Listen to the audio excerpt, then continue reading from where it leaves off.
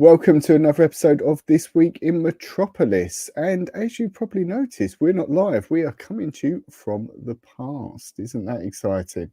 So, this week's episode, we thought we've spent a lot of this season talking about everyone else. And, about time we talked about us, because it's much more exciting, isn't it?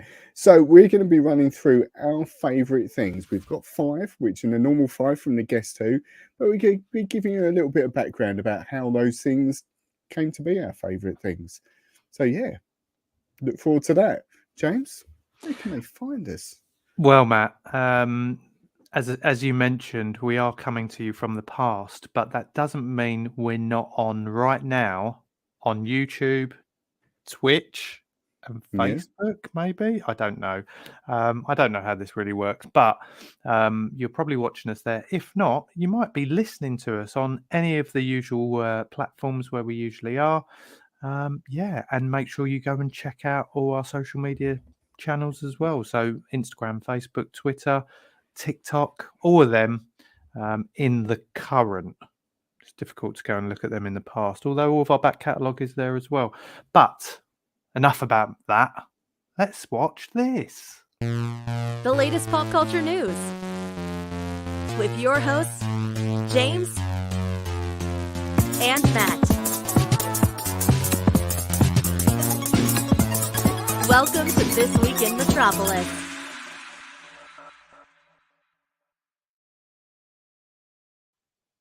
And here we are. Here we are, yes. Good evening, good morning, wherever you are. As we've mentioned, we have pre-recorded this episode. But do get your chat in. We'll be able to keep an eye on the chat if you are watching live on this Tuesday night. That's feels weird saying that. Talk amongst yourselves is what I would say. Just talk amongst yourselves until we're live the following weekend, and then we'll answer you. So just put the comments out there. Yeah, we'll get back to it at some point. Can you believe it, Matt? This is episode 9 of season 12. Past. It has flown past. And we're going to take a well-deserved break after episode 10. But yeah, it's due to commitments that one of us, me, has. That's why we're not live this week. But we're still going to bring you an awesome show. And as Matt mentioned in the intro, we're going to be talking about where the kind of idea of Guess Who came from, which was something Matt put together, a little kind of bio on each of us to some extent about our favourite things. Now, all we would have done with that is just shared what they were via a post on Instagram. But there is context behind it, because some of you might look and go, well, hang on a minute. Why on earth does James, a 37-year-old man, why is his favourite band the 1975? Exactly. What? Who does he think he is? Who is he? Some sort of trendy teenage girl? Teenage girl. G, yeah, that's the same thing. I think. So that's what we're going to be doing tonight. We're not really going to be touching upon much news because we're only a few days after we did do a live episode, so there's not much news that's broke since then. But keep an eye on the page. You would have seen on Instagram any news that we're breaking, obviously, because that's where it's all coming from now. We are the new what is it? Reuters? I don't know what even it is. Daily Star. Daily Star. Yeah, we are the new version of the Daily Star. But kick us off, Matt. Where did some of your favourite things come from that you picked? Well, let's work through. I think let's work through sort of item by item. Do that. Which starts off with band. Is the one top on the list. Would you like me to go first? Yes, please do. So my favourite band of all time and has been for a very, very long while is Nirvana. I remember the very first time I heard Nirvana, and it was on Top of the Pops. And when they appeared on Top of the Pops, in 1991, this would have been, so many, many, many years ago. The first time they were on Top of the Pops, they performed Smells Like Teen Spirit. And when they performed it, lead singer Kurt Cobain, if you don't know, and you should, sent it up a bit. Like they were pretending to play their guitars upside down and stuff. He was putting on this really low voice, and they were just making fun of the whole thing. And I remember being around my nan's house and my nan hearing it and going, "Oh, what's that rubbish? Why they got that on there?" That sort of thing. But there was just something I'd never heard something in the way. So there was something in the way, that nice reference, that just caught my interest. Like I hadn't heard the song before. I didn't know what it really sounded. I thought, "Oh, what's this?" And then it wasn't until the following year, when I think I'd heard "Come As You Are." I think someone had made a mixtape and put that on there, and I quite like that. But it wasn't until Lithium came out, and I remember buying the single of that and absolutely loving it. And up until that point, I was into bands like Guns N' Roses, and people and Metallica and people like that, and was well into it. But with Nirvana, I think it was there was just something different about Nirvana that I really, from the word go, really related to the music and everything. And it just did you ever get to see him live? No, unfortunately not. I bought a ticket for their European tour for In Utero, which was going to be the beginning of 1994, but unfortunately he died before that. So I've still got the ticket. So that's my memento. Just in case he's not dead. Just in case they make a comeback. In Fast and Furious. I mean, did the rest of the band ever decide to carry on? Obviously, I know like Dave Grohl was the drummer in Nirvana originally, wasn't he? Yeah. Did they ever kind of carry on after Kurt Cobain died? Chris Novoselic, who's the bass player, he did a side project. I think that's called Sweet 69 or something like that. That sort of name to it is him and another person, which didn't really come to much. And then Dave Grohl started Foo Fighters in 95, I think it was. Because you see like bands like Queen, obviously, they still go now. And it's just not got Freddie on lead. But it's just one of them things that I wonder. It's a bit of a shambles, isn't it? For me, I think it's always really hard for a band to replace a lead singer, because especially 100%. Like with Nirvana, Kurt was Nirvana pretty much. Yeah. I mean, the other two played a fundamental part, and it wouldn't have been the same without those two. But he wrote all the songs, and it was everyone identifies Nirvana so much with him. Without him, it's not really.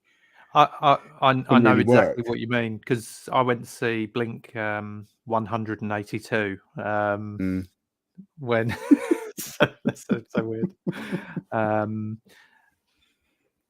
When Tom DeLonge had obviously he'd long Tom DeLonge had been long gone. I was trying to do some sort of reference there, but my brain's not working. And just as it was still them, but it wasn't, if you know what I mean. Like the guy they brought in to almost be lead alongside Mark Hoppus just wasn't. He had a very unique voice himself. Although since then, Tom is now back in the band, isn't he? Yeah. And listening to him now, it just takes me back to like old Blink days. But like when you're replacing the lead singer, I guess it's, you mentioned Foo Fighters. Obviously, we've lost Taylor Hawkins in the last year, so. Replacing a drummer, as amazing as he is, essentially the drum sounds the same.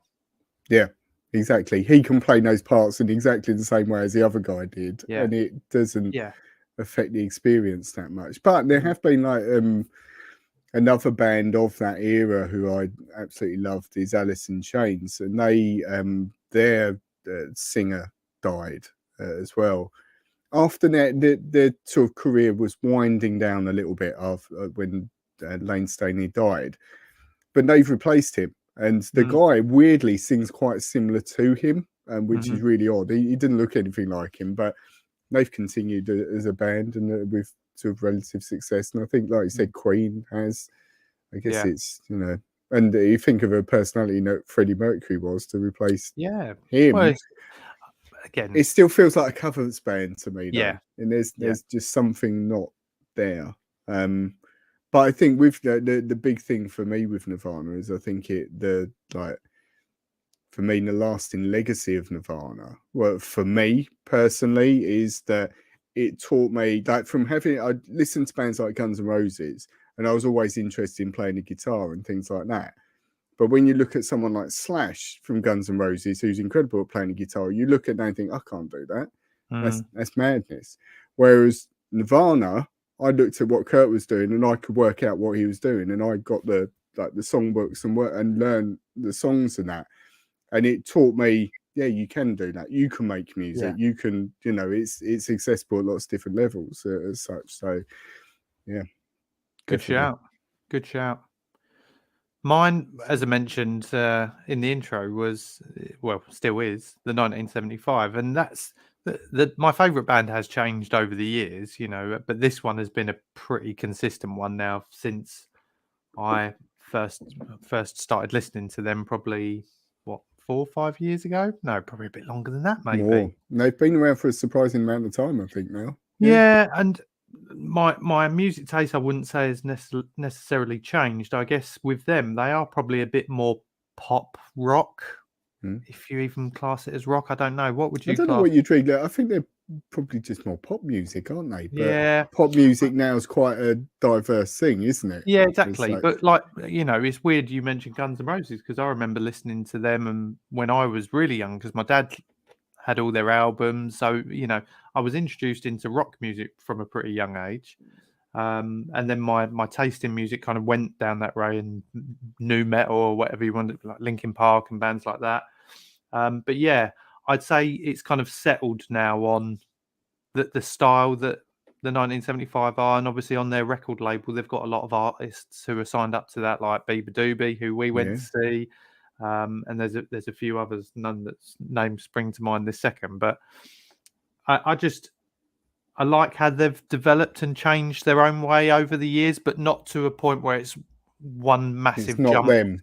No, exactly. It's still them. And like the last few I think it's the last 2 or 3 albums, they've really started introducing like this saxophone player, which I would have never thought of going, oh, I love the saxophone. But now, tell you what we need a saxophone player. But it just makes it. It's just like how they kind of, it's either there subtly in the background or there'll be some big sax solo at the end. And now I hear it in other artists now, like Sam Fender. He's got a few songs where there's sax in the background, and I notice it more now. I've got more of an ear for it.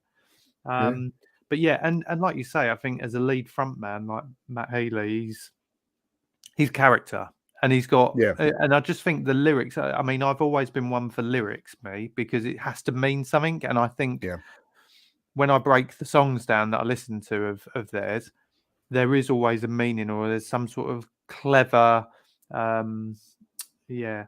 just a message there of sorts. But they're all very personal to him, and I think what I like is now as well, it's easy to access the kind of interviews they do afterwards, where they talk through their album and what that song is about, or what's the message or whatever. And I think that's great. Whereas you probably didn't have the luxury of having all that, probably listening to Nirvana back in the 90s. So that's a really interesting point, actually, because the amount of access you have to information now is huge, and I've still got, which is a little bit morbid, but in a way, but I've still got loads and loads of like NME and like music magazines of that time of when he died, and like reports on them and things like that. And that was the only way you found out about these bands was, if Kerrang came out and like those sort of things, and you read probably what happened last month or whatever in that magazine, and that's all there was. And there's so much stuff now that is available on like Wikipedia, and sort of you can read, and I quite often do, so I'm a bit of a nerd when it comes to these things. If I find out about a band, I'll read, like, you can read about the album, and you can read about how the album was made, and you can read sort of like when they did it and what happened and why they did certain things, and it's amazing, absolutely amazing. It's a dream to have that. Well, and completely unrelated to music, but I was flicking through the channels the other night, and there's a documentary on Channel 4 at the moment about Charles Bronson, right? And I know of him, but I don't know why he's in prison or what his story is. And like you say, straight away, You can look it while up. I'm watching, I'm googling and going, oh, so he did that. Yeah. You know what I mean? It's just like you say, it's very easy to and there's a lot of stories that, like, even now, like, they'll, you know, we talked about Linkin Park, didn't we, on the last episode, where they've just released a song that was kind of found in the archives. But you know, the amount of kind of interviews and stories that you can find that might not necessarily be published on all the kind of main enemies and Kerrang and all that, but might just be a podcast interview that they've done somewhere, and all of a sudden someone's taken a snippet of that. It's just, like you say, it's a lot easier to access all that now. And you send sort of like Linkin Park thing with the unreleased songs. There are so many, because going back to Nirvana, they had 4 albums. So there's Bleach, then Incesticide, which was like a B-side sort of, or live recordings and stuff like that. Then In Utero, and they did the Unplugged one as well. There are so many songs that some have been released officially now, but if you look on YouTube, and it's probably the same in 1975, you can like listen to demos, and you can listen to bits and pieces of that. I think I've probably heard all of them now, but there's still the odd song that comes up now. Well, I think I've never heard that Nirvana song before. And I'll look it up, and it's amazing. Again, I'd never heard Something in the Way until the Batman. Yeah. Wow. And I love it. Yeah, so it's a big song. And I quite like now that for a while I probably would have been completely against it, but like you now hear songs like that in being used in different things. I think I quite like that. Now, as long as it's done in a good way, and I think in Batman it's done in a good way. And there was one can't remember what it was, used Come As You Are recently as well. Is that a film or a TV program? Yeah, you're used right. That in the trailer, and I can't think what it is. So it does seep into to things now. But no. Oh, and that's a good move into it. Was the next one movie on the list? The next one is movie. Do you want to go first with this one? Yeah. So did I put Jerry Maguire? I'm sure I did. You did put Jerry Maguire. Good. Yeah. Well, that's a relief, because otherwise, really big. It's like my favourite film ever. So Jerry Maguire. Why is it my favourite film? Because, you know, a lot of people wouldn't class that as like one of the best films ever made, and I'm not even saying it is.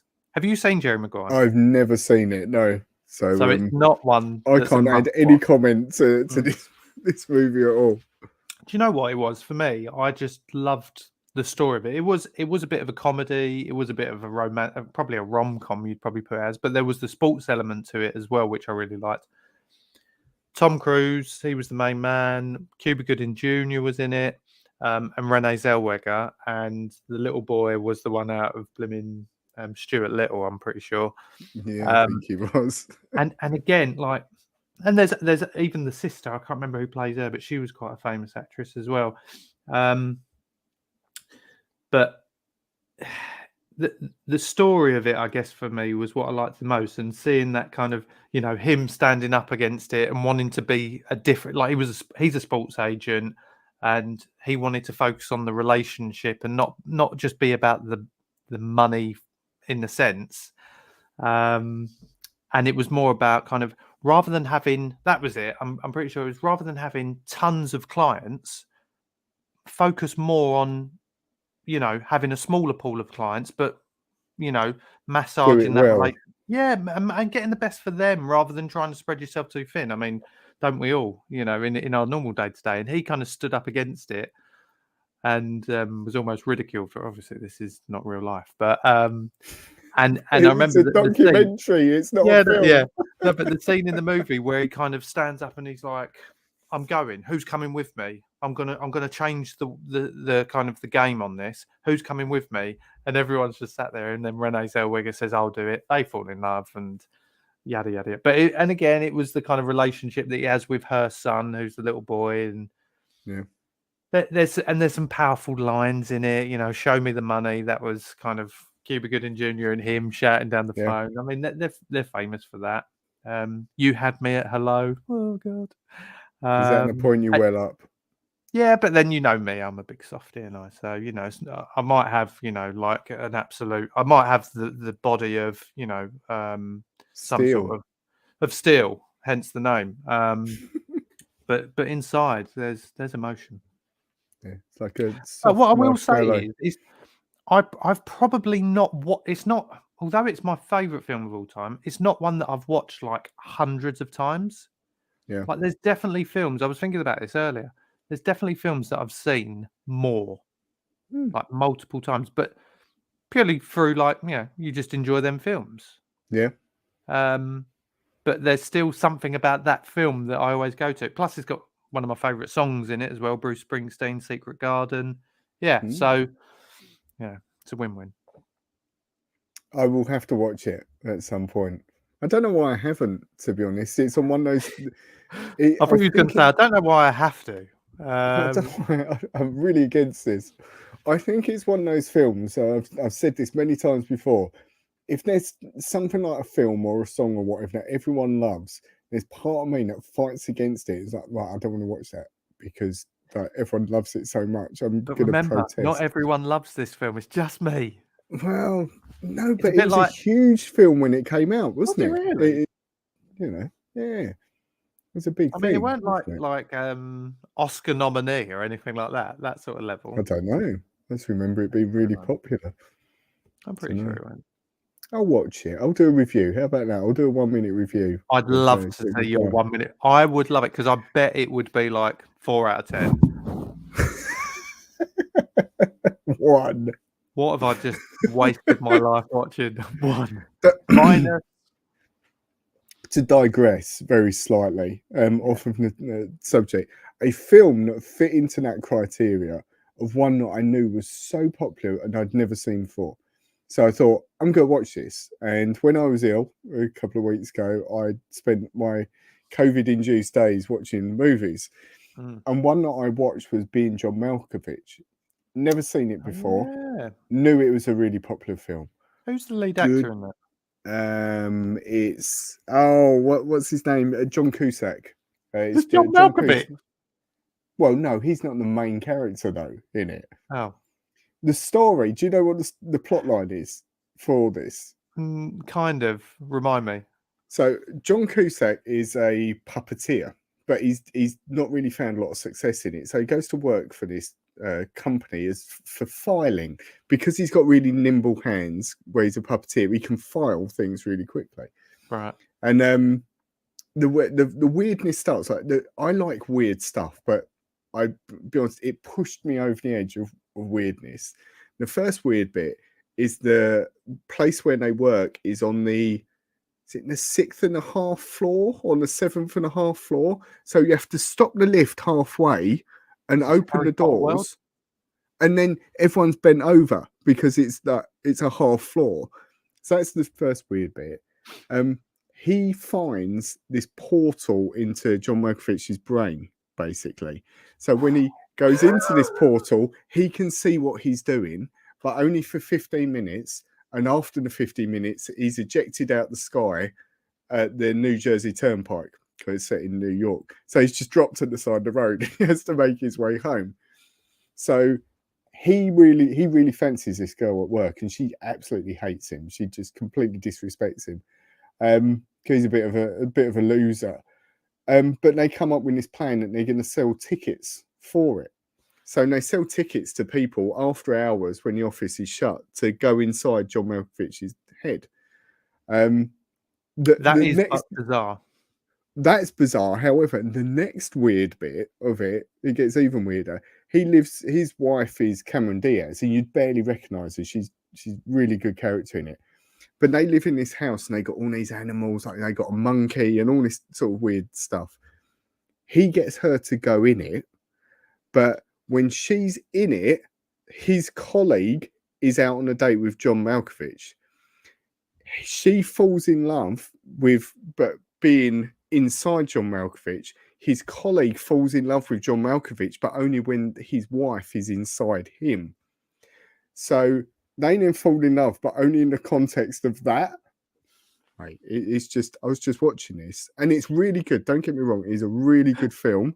Right. And the acting is like top notch, but they just kept pushing me further into this madness, like further and further into this madness. I'm just thinking, what is happening? So when they're inside him, can they control him? Well, bit of a spoiler. They learn how to, and particularly because he's a puppeteer, when he's inside him, he can then like control John Malkovich, and he takes over John Malkovich for a time. There we go. That's not your favourite film. That's not my favourite film. That's just a very weird film that I'm glad I've watched and I'll probably never ever watch again because it's too weird. My favourite film, which is one that I couldn't tell you how many times I've watched this film, is Blade Runner. And when I remember first seeing it, probably on TV late one night, ages and ages ago. But it was the version, there's a couple of versions of it, and the original, I think it's the original theatrical version, had commentary over it, or not commentary, like a narration over it, and it was quite a different film. I think it has sort of a happy ending to it and everything like that. But I remember it being one of the very first films. I got a DVD player, probably early 2000s, and I got Blade Runner, and I got Batman, like the Tim Burton Batman. I can't remember what the other one was. I think it was Singles, which is a Cameron Crowe film, which I really like. I think it was those three films. And since then, I've just absolutely loved it. I mean, it's a sci-fi film. If you've never seen it, you should really watch it. It was made in 1982 by Ridley Scott, so it's a really old film. But I think watching it now, it still holds up. Like the special effects in that still look amazing. The way they were done. It's just a whole mood of it. It's very dark. Like the where they live it's constantly raining, and you've got all these weird sort of characters, and you can't get animals anymore because they've all been made extinct. So you have to buy sort of animals and sort of robot animals and that. Right. And it's the story of a guy who's, they refer to him as a Blade Runner. He has to, there are replicants, which are androids basically, that have come from an off-world colony, and they know they're going to die. They've become sentient, and they're aware that they only have a limited span to their lives. Right. So they're trying to find the guy who made them to make them live forever, basically. But it's the Blade Runner's job to hunt them down and kill them, essentially. And but along the way, he sort of forms a relationship with a girl who is actually a replicant as well. There's a little bit more to it, but not to spoil it. But it's just, I could watch it endlessly. I mean, Harrison Ford's the main character. He's awesome. Well, I was just going to say, like Ridley Scott then, like when you were watching that film then, what year did it come out? 82. 82. But I wouldn't have seen it in 82. I think late 90s. Do you think watching that now, knowing that was made then by him, do you think Ridley Scott was kind of ahead of his years at that time? Definitely. You can tell the love that was put into that. I've tried watching. I've never been able to get all the way through it. There is a making of the Blade Runner, and it's about 4 hours long, this thing, because they go into such meticulous detail about like how they did the special effects and how they filmed certain things and that. And it was a real passion project for him to do it, and it holds up because we've spoken about this before. Certain films you watch that have got a lot of CGI in them age. Like films from a particular time with a lot of CGI in really, really age. Whereas because this has got a lot of, they built buildings and aged them, and there's proper rain coming down, and there's like the way they did the effects were very practical. So it just gives that element of authenticity to it more than anything. Rutger Hauer's in it, and he's like got, you were saying about Jerry Maguire, he's got a very famous speech right at the end, sort of just as he's dying. There's a bit that he says that I think he made up on the spot when he was doing it, and things like that. And there are just so many beautiful moments in the film. It's a sci-fi film, but it's not. I know it's a bit more thoughtful. There's action in it, but it's very thoughtful film as well. But yeah, which I don't think you've seen that, have you? I haven't. Blade Runner? No, I haven't seen Blade Runner. But it's one of them ones that I know I shouldn't judge it because it's from 1982. Like you say, it's ahead of its time. So, but it's just kind of like you say. By the time I was probably old enough to appreciate a film like that, or what was the age rating on it? I think it's a 15. Oh, see, I weren't 15 until 91. Mm-hmm. I think. Quick maths. No, because she was born in 86. 2001. You were 5 in 1991. I would have been 5. 2001. So by then, I was out drinking beers. Yeah, I was busy, mate. It's fine. But now I'm old. Put it on your list. Now. Put it on your list to watch. It's actually on that poster that was bought for me, where you scratch them off and all the films. I'm pretty sure that's on there. It's a classic.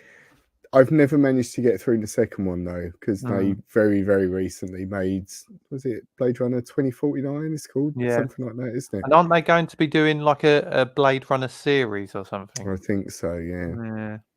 I just see Blade Runner as one of those films where it's just like this. Is almost like a capsule. Like you can do sequels and that, but it doesn't. You can't get better than that.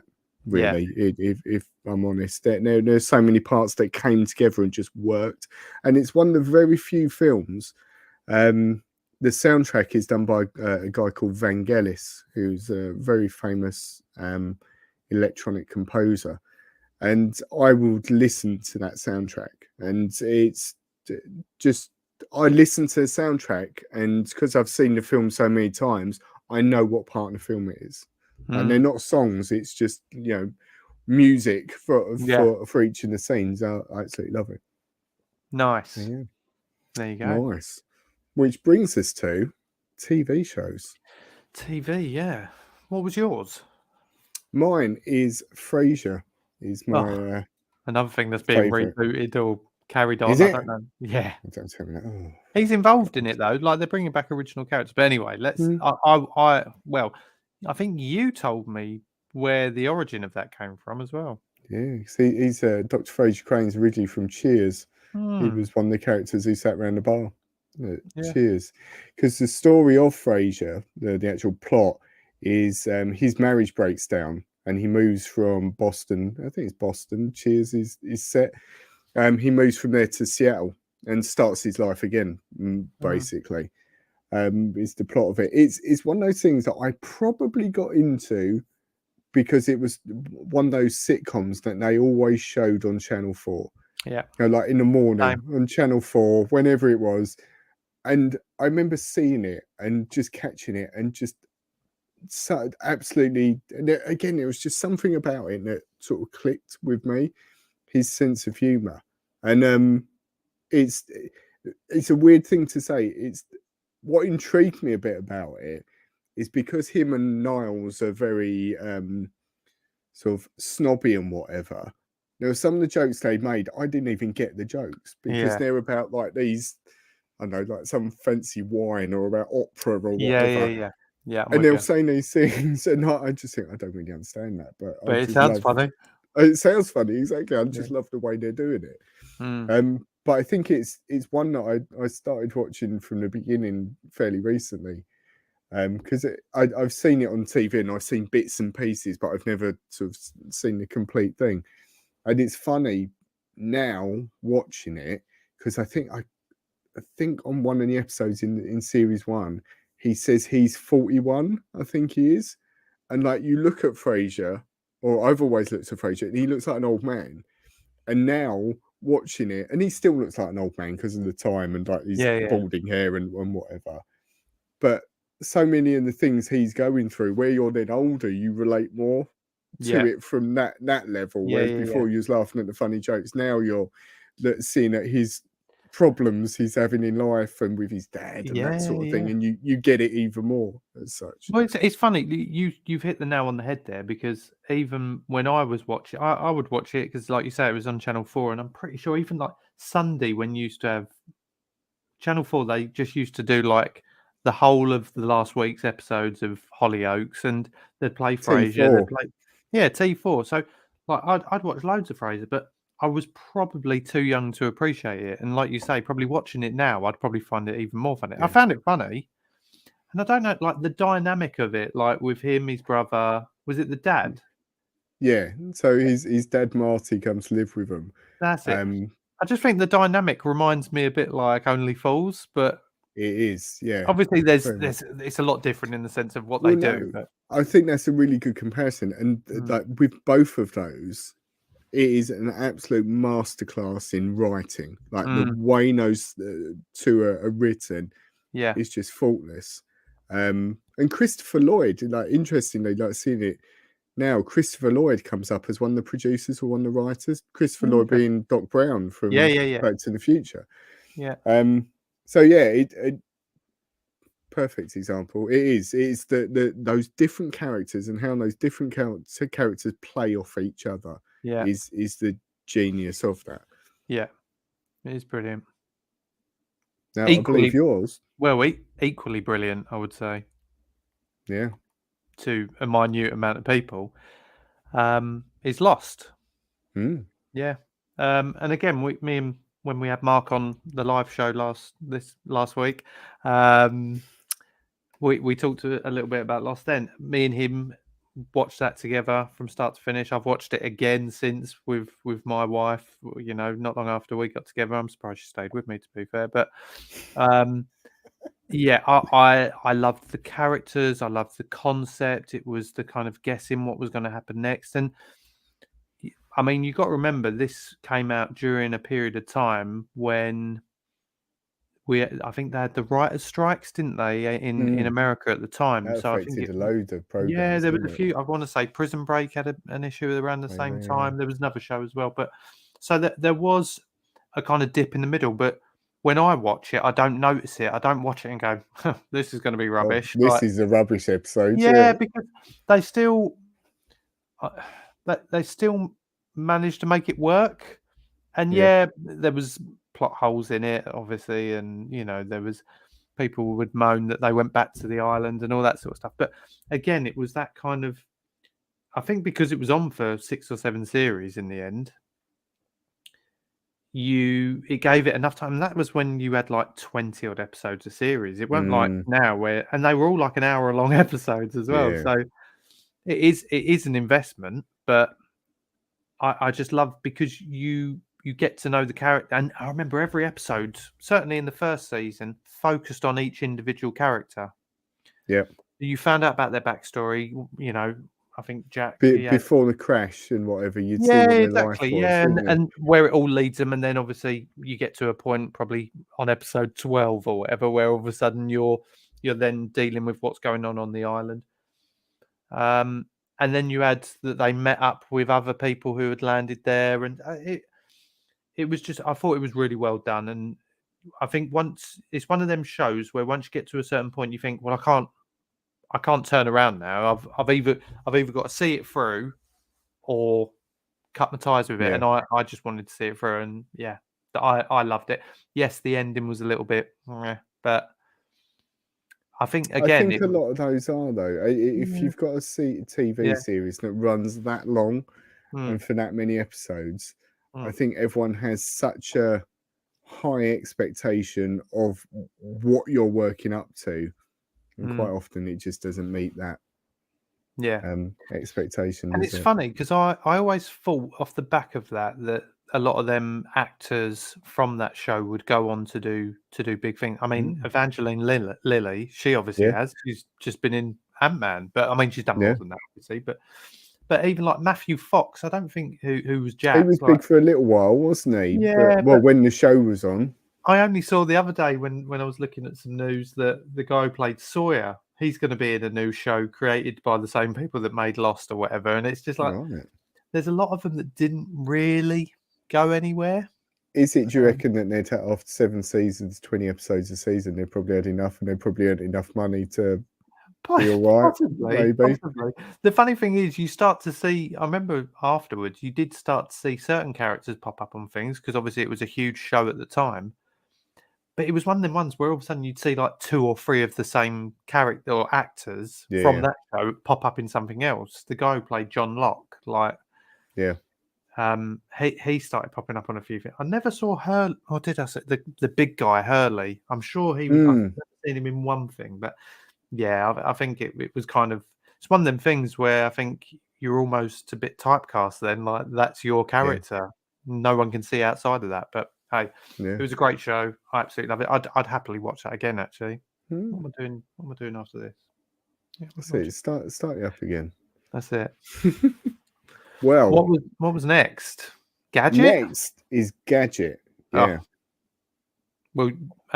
Well, for me on that one, it has to be. I think I said at the time there was a lot of gadgets that came to mind. You said this.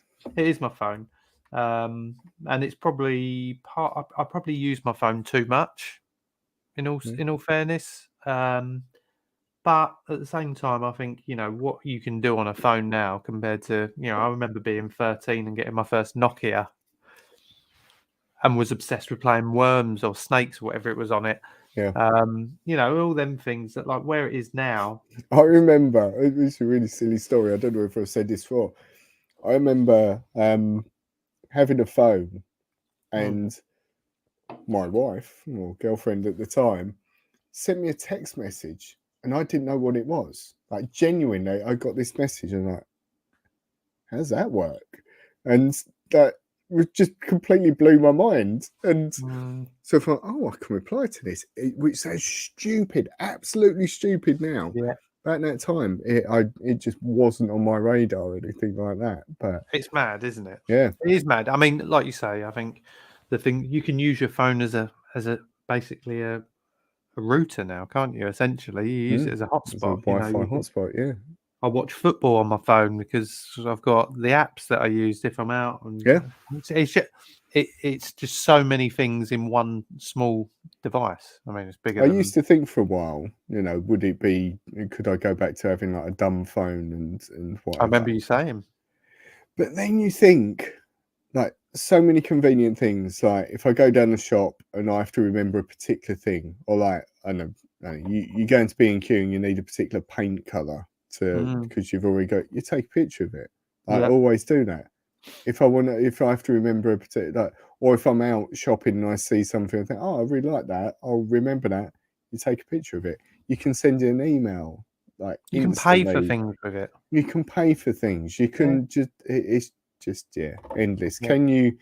I know there is that whole thing where you spend too much time on your phone or whatever, but maybe in some instances you can. But I think the benefit that you get from a phone is well, and not you just can that, always put it down as well.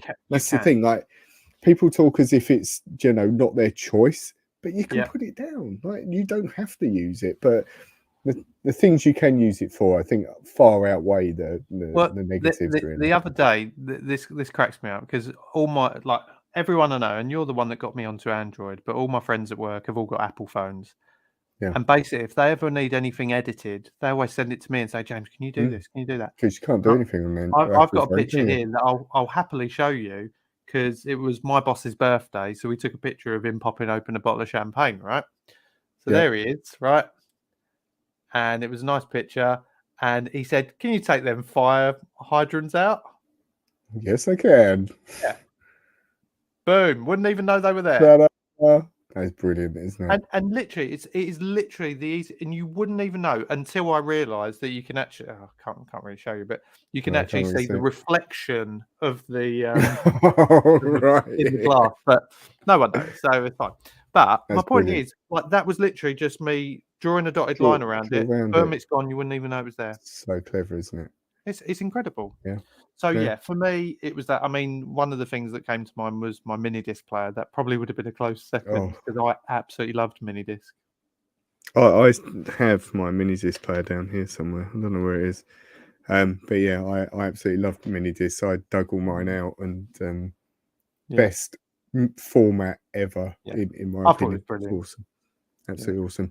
Well, for very similar reasons to what you've said about your gadget choice, your phone, mine is my computer. And the sole reason, and probably for years it's been the case. My computer allows me to edit this podcast. It allows me to make art. It allows me to do music, and it allows me to do anything I pretty much want to do, which I find is incredible. And a bit like you said with a phone, the things you can do are just like seemingly endless now that you can do with it, which is absolutely amazing. Like to the point now, which is really weird. You can emulate so many different things now. Like I was reading, this is the kind of thing that I do. I was reading an article about 9 Inch Nails, who I love. And Not actually 9 Inch Nails. 9 Inch Nails, I collect them. The band 9 Inch Nails. Yeah. And apparently when Trent Reznor was doing 9 Inch Nails, he didn't want guitars that sounded like guitars, which is a really silly thing, but he wanted guitars that sounded like really metallic and like different, and he wanted to edit them. And at the time, he used this piece of software called Turbo Synth, which is long obsolete. Like this was 30 years ago, and no one uses it anymore. But I was able to find a video which told you how to emulate the old Macintosh computer on your computer and install that piece of software so that I can use it. Have you done it? Stuff like that. Yeah, of course I did. Stuff like that. Amazing. Like, so you can, it's like time travel and that sort of thing. You can do things like that. And with, like I said, the editing I can do with my art, the music, the software you can get for music now is just ridiculous. I can create anything I want, just me. And that's what I always struggled with in the past was, I play guitar. I sort of formed bands as such now and again, but never had me in any of them, did you? Unbelievable. No, because I didn't know you at the time. But now, yeah, it's we can do it now. Let's set up a band and we'll make beautiful music together. Please. Yeah, let's do it. But yeah, it allows me to sit here and create music and drums and strings and like whatever I want. It's incredible.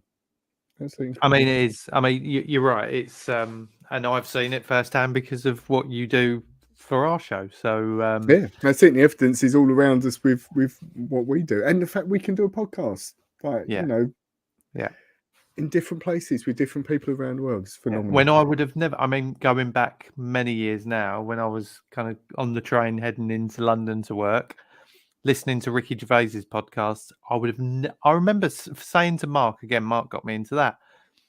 I remember saying to him, we would be awesome if we'd done a podcast, me and you, because that was our sense of humour. It was exactly the same. I was the Carl Pilkington, he was the Ricky Gervais, taking piss. So, and to think now, years later, here we are. Exactly. Mental. Well, to finish off, which I think this bit's going to be a bit of a short one, if I'm honest, because I haven't got a great deal to say about. My favourite food is my favourite food. What is your favourite food? Chili con carne is my favourite. That's a bit of a random choice. I mean, maybe you need. Do you home make this, or is this one that Kerry makes, or what? Homemade. What we have for dinner. Secret recipe, or is it straight out of jar? No, freshly made with the minced beef, tomatoes, cumin. Yeah, just sort of mix it all up. Cumin, some people call it interesting thing that we've started putting in, and this is really just a product of having children rather than anything else. We always used to make it with we always used to make it with kidney beans, which is the traditional thing that you put in it. Now put baked beans in it. I've heard about this. I've heard really, really nice. Yeah, really nice. Tin of baked beans, lovely. Yeah, just adds a bit of sweetness, I'm guessing, for the kids as it well. It does. Thickens it up a bit. Yeah, it makes it more accessible for the kids. I absolutely love it. The thing is, though, they absolutely hate it. Both my boys completely hate it. So when I have it, I love it. I'm there. I'm just enjoying the experience. They're sitting there saying, "Why do we have to eat this?" Yeah, exactly. Yours? Do you remember what yours was? Curry. Curry. Yeah, definitely. And that wouldn't have usually, again, this is something that's changed probably since I've lived up here, because I used to hate curry when I was younger. Absolutely hate it. Because if we ever had a takeaway, if we had an Indian, we'd never actually have a curry. I can't remember all the things. We used to get like onion bhajis, all these other things, but I can't remember ever actually eating a curry from an Indian. We'd eat curry, but it'd always be like homemade. Yeah. If we had Chinese, oh my God, I was in my element. I love Chinese food. But now, since I've lived in Norfolk, I've been kind of opened up into the world of curry, and I'm not one for kind of mega spice. I'm not going for a Madras or a Vindaloo or anything like that. But I've now found my spot where it's hot enough that I'm going, ooh, but it's also quite sweet, because I go for one called a pathia. Pathia, right? Some people call it a pathia, but it's actually pathia. And it is hot, sweet, and spicy. That's how it's described, and it is delicious. And like I say, it gives you all them kind of sensations, and I just think the flavour is incredible. Yeah, have a nice little Peshwari naan on the side, or a garlic naan. Love a Peshwari naan. Yeah, really good. And then we'll get like a nice little side. I like aloo gobi, all the side. I love all that. Yeah, just literally, I love Indian cuisine now. So definitely my go-to. Yeah, I agree. I was the same. I was always far more into Chinese, but then I find I have Chinese and I'm so underwhelmed after I've eaten it. It's like, there's an Indian. The flavour is just lovely. I find that I'm hungry again after Chinese about half an hour later. Yeah. But well, there you go. There we have it. That is our 5 favourite things as listed on the Guess Who. So I hope you enjoyed listening to them. Is that us done? Well, we could do. Are we finished? Are the viewers not expecting? Hey James and Matt, you have one new message. Hey James and Matt, well, you have one new message. Hey. Oh God! I've got to take that thing off loop. Yeah. I love the fact I heard the click as well beforehand. Well, let's see what the video voicemail has got for us, and we'll do a quick answer to it. Hey, James, Matt, this is Julio, Cesar, Ruiz, Milton from the Suicide Squad, reaching out to congratulate you on your 100th podcast episode of This Week in Metropolis. I know it takes a lot of hard work, tenacity, a lot of hours, and of course sacrifice in order to complete that feat. I can't wait to get into your show, and even though you might be the ones that are used to asking the questions, I have one for you. Who is your favorite comic book squad? Well, get back to me on that one. Hopefully we'll chat again soon, and I can congratulate you on your 200th podcast episode of This Week in Metropolis. Have a good one. Nice. He's a lovely guy. And nice guy. As you may have heard, that's Julio Cesar Ruiz, who is Milton out of the Suicide Squad. I recognise him. Yeah. Suicide Squad, the James Gunn Suicide Squad. He's also in loads of other things. Mayans MC, I think there's a TV series, and he's been in Blue Bloods and all sorts of stuff. But his questions finish off the show is, what is your favourite comic book squad? Have you already thought of one? I have. I would say my favourite comic book squad, to mix it up a bit, is Teenage Mutant Ninja Turtles. Is nice. Classifies as a squad. They started off as comic books, but I think they're my lifetime favourite. No, I would say. Yeah, nice. I think mine. I mean, from my limited knowledge, it just have to be the Avengers now, because again, not being a comic book reader, but actually going down that journey of the films in the MCU, I absolutely love it. I think they're just a mixed, the mixture of characters all coming from different kind of backgrounds, and I absolutely love the Avengers. So great question. Good answers. Thank you very much, Julio, for that. Indeed.